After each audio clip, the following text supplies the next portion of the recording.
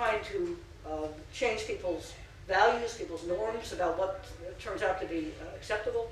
My own view is that that's that kind of attempt to change people's views needs to go along with some real systematic change, or those very nice people who have become feel as if it's good to be honest will end up being suckers, right? So it needs to be credible that you can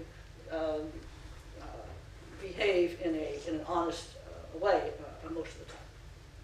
So I want to talk a little bit about the role of international actors. It's obviously a big, complicated ball of wax problems.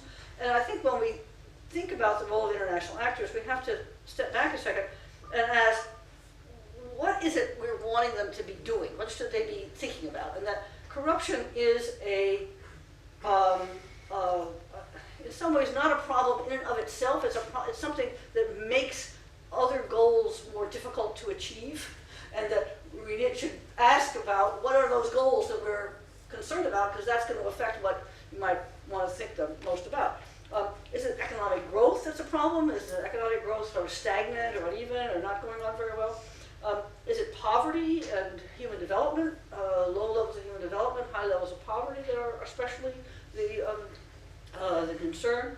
Is the concern basically with the international marketplace, with the fact that there's not a level playing field? This is what tends to be, what the business community tends to be most worried about, those who want to avoid corruption, is that the playing field isn't level. The American firms are more subject to the Foreign Corrupt Practices Act. It's enforced more aggressively in the U.S. than other places. So that's what we want to be particularly worried about. Or is it more a political problem that the governments are not so